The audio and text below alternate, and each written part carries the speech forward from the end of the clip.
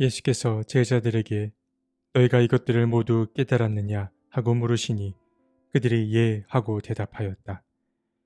예수께서 그들에게 말씀하셨다.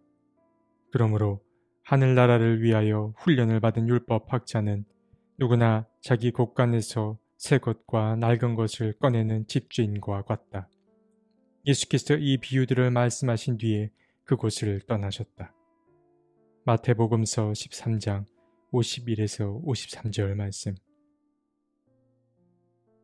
마태복음서 13장은 예수의 비유 이야기들로 채워져 있습니다.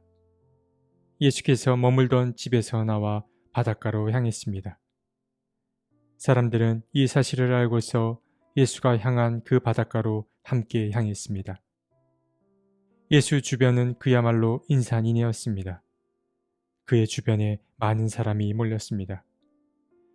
자기 주변에 모인 사람들을 가만히 지켜보던 예수는 그들에게 갑자기 뭔가에 관해 이야기를 시작하십니다. 예수는 사람들이 뭔가를 듣기 위해 자신을 찾아온 것을 알았기 때문입니다. 오늘 본문에서 예수는 여러 가지 비유의 말씀을 하시는데 그 비유들은 모두 하늘나라를 두고 한 말씀이었습니다. 예수는 하늘나라, 다시 말해 하나님 나라에 들어갈 사람은 누구인지를 알려주셨습니다. 먼저 주님은 첫 번째 비유의 말씀을 하시는데 그 비유는 씨 뿌리는 사람에 관한 비유였습니다. 어떤 사람이 씨를 뿌리러 나갔습니다. 그는 이곳저곳에 씨를 뿌리기 시작하는데 그가 뿌린 씨앗은 여러 곳에 흩어지게 됩니다. 그 씨앗들은 길가, 돌짝밭, 가시덤불, 좋은 땅에 뿌려졌습니다. 먼저 길가에 떨어진 씨앗은 새들이 와서 쪼아 먹었기에 깊이 뿌리내리지를 못했습니다. 그리고 돌짝밭에 떨어진 씨앗은 싹은 났지만 뿌리가 깊지 못했기에 해가 뜨자 금세 말라버리고 말았습니다. 그리고 가시덤불에 떨어진 씨앗은 어느 정도 자라긴 자랐지만 가시가 그의 성장을 방해했기에 건강히 성장하지 못했습니다. 그런데 좋은 땅에 떨어진 씨앗은 열매를 많이 맺게 되는데 그 씨앗은 100배 혹은 60배 혹은 30배의 열매를 맺게 됩니다. 오늘 말씀 중반부에 가면 예수께서는 제자들에게 이 비유에 담긴 설명을 자세히 해 줍니다. 그 내용을 간단히 말씀드리면 이 비유는 하나님의 나라를 어떻게 받아들이냐와 관련이 있습니다. 그러니까 예수께서는 하나님 나라 이야기를 잘 받아들이는 사람과 그렇지 못한 사람을 대조하듯 말씀하고 계신 것입니다. 그렇게 이 비유는 하나님 말씀 앞에 서는 우리의 마음을 돌아보게 하기에 충분합니다. 다시 첫 부분으로 돌아가서 예수의 이 비유의 말씀을 듣던 제자들은 예수께 묻습니다. 사람들에게 굳이 비유로 말씀하신 이유가 무엇인지를 그들은 묻습니다. 그런데 재미있는 사실은 제자들의 질문에 답하는 이 예수의 답변이 우리의 궁금증을 더 유발하게 만든다라는 것입니다. 예수는 13절에서 이렇게 말씀하십니다. 내가 그들에게 비유로 말하는 이유는 그들이 보아도 보지 못하고 들어도 듣지도 못하고 깨닫지도 못하기 때문이다. 이 말씀은 참 이상한 말씀입니다. 한번 생각해 보시기 바랍니다. 누군가 내가 한 말을 잘 이해하지 못할 것 같을 때에 보통 우리는 어떻게 합니까? 에둘러 표현하지 않고 직접적으로 이야기합니다. 직관적으로 표현한다 라는 말입니다. 그런데 예수는 사람들이 보아도 보지 못하고 들어도 듣지 못하고 깨닫지도 못하기 때문에 비유를 사용했다고 말씀하십니다. 그러니까 이 말은 이해 못할 사람들에게 더 이해하기 어렵게 설명했다라는 말이 됩니다. 예수의 마음을 이해하기가 쉽지 않습니다. 예수께서는 왜 이처럼 말씀하신 걸까요? 왜 예수는 마치 사람의 편을 가르듯 이 비유를 사용하여 사람들에게 이야기를 했던 것일까요? 우리는 두 가지를 생각해 볼 수 있습니다. 먼저 첫 번째 생각해 볼 것은 어떻게 하면 비유라는 방식을 사람들이 잘 이해할 수 있나와 연관이 있습니다. 누군가 비유를 섞어서 말할 때에 그 비유를 잘 이해하기 위해서는 어떻게 하면 좋을까요? 마음을 열어야 합니다. 상대방의 이야기에 마음을 열고 귀를 기울여야 그 비유의 본질로 들어갈 수 있습니다. 그러니까 공감하고자 하는 마음이 있어야 비유를 이해하고 받아들일 수 있다라는 말인 것입니다. 그런데 공감하는 마음은 아무를 향해서나 생기진 않습니다. 누군가를 가까이서 지켜보고 그의 마음 깊은 곳을 볼 줄 아는 사람만이 잘 공감할 수 있습니다. 그들이 바로 제자들이었습니다. 물론 제자들도 예수를 이해하는데 한계는 있었지만 결과적으로 보자면 그들도 마침내 예수께서 전하고자 하신 그 하늘의 뜻을 깨닫게 됩니다.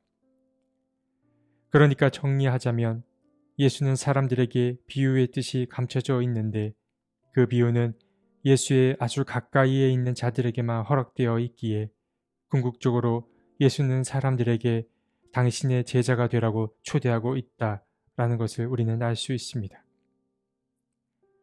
그럼 이어서 예수가 마치 사람을 가르듯 비유의 말씀을 하신 이 두 번째 이유도 생각해 볼 여지가 있습니다. 예수께서는 하늘나라의 비밀을 아는 것이 제자들에게만 허락했다라고 말씀하시며 이 이야기의 근거를 이사야의 예언서에서 가져오셨습니다. 예수는 14절 15절에서 말씀하시기를 너희가 듣기는 들어도 깨닫지 못하고 보기는 보아도 알아보지 못할 것이다. 이 백성의 마음이 무뎌지고 귀가 먹고 눈이 감기어 있다. 이는 그들로 하여금 눈으로 보지 못하게 하고 귀로 듣지 못하게 하고 마음으로 깨닫지 못하게 하고 돌아서지 못하게 하여 내가 그들을 고쳐주지 않으려는 것이다 라고 말씀하셨습니다. 이 말씀은 이사야서 6장 9절에서 10절에 나온 말씀입니다. 이사야가 이 말씀을 선포할 당시는 남유다 사람들이 하나님으로부터 많이 멀어져 있던 상태였습니다. 유다 사람들은 강대국 아시리아를 의존하고 있었고 율법에 대한 열정이 많이 식어 있었을 뿐만 아니라 우상 숭배가 또한 만연해 있었습니다. 그래서 이사야는 당대의 왕과 이 유다 사람들의 이기적인 마음과 위선을 강력하게 비판하였고 또 심판했습니다. 예수께서 이사야의 이 말을 인용했다라는 것은 당시 이스라엘 사람들의 상황도 이와 비슷했기 때문입니다. 그러니까 예수께서 하늘나라의 비유를 사람들에게 감춰둔 이유는 당시의 종교 지도자들과 백성들이 하나님의 사랑으로부터 멀어져 있던 상태였고 이러한 상황을 강조하기 위해 이처럼 말씀하신 것입니다. 마태복음서 13장에는 이 외에도 하늘나라에 관한 비유의 말씀이 몇 가지 더 등장합니다. 밀과 가라지의 비유라든가 겨자씨와 누르기에 관한 비유, 그리고 밭에 숨겨진 보물 등과 같은 비유가 더 등장합니다. 예수는 이러한 비유의 말씀을 모두 마치신 후에 다음과 같은 말씀을 하시고 제자들이 있던 곳에서 떠나가십니다. 예수께서는 제자들에게 내가 한 이야기를 다 깨달았느냐 물으신 다음에 그들에게 한 가지 요청을 하십니다. 그는 52절에서 이렇게 말씀하십니다. 그러므로 하늘나라를 위하여 훈련을 받은 율법학자는 누구나 자기 곳간에서 새 것과 낡은 것을 꺼내는 집주인과 같다. 예수는 마지막까지도 비유를 통해 말씀하셨습니다. 예수는 제자들이 새로운 율법 교사들이 되기를 바라셨습니다. 예수는 자신이 전한 이 복음을 제자들이 앞으로 맞닥뜨릴 다양하고 새로운 상황 속에서 새롭게 해석하기를 바라셨습니다. 예수의 이 요청은 곧 지금 우리를 향한 요청이기도 합니다. 오늘 예수께서 하신 하나님 나라의 비유의 말씀은 우리를 돌아보게 하기에 충분합니다. 지금 우리의 마음은 하나님의 말씀을 받기에 충분히 준비가 되어 있는지요? 주님은 우리가 여기서 한 걸음 더 나아가서 새로운 율법 교사가 되기를 바라십니다.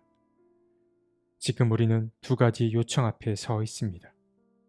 한 가지는 현실 세계에 발을 붙인 채로 지금 이 시대가 요구하는 물음에 답을 할 줄 알아야 합니다. 시대를 읽고 해석할 줄 알아야 합니다. 그리고 두 번째 요청은 사랑이 희박해져 가는 세상에서 다시 사랑을 회복시킬 임무를 받았습니다. 우리는 새로운 시대에 새로운 사랑의 방식으로 사랑을 전해야만 합니다. 이것이 오늘 우리에게 요청되는 하늘의 부름입니다. 이러한 요청을 묵상하는 그런 오늘 하루가 되었으면 좋겠습니다. 하나님, 우리를 주님의 일꾼으로 삼아 주십시오.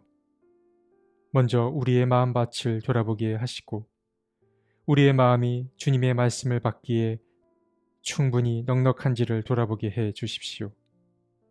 그리고 우리를 향한 하나님의 부름에 응답하며 이 시대에 사랑을 전하는 사랑의 메신저가 되게 해 주십시오. 아멘.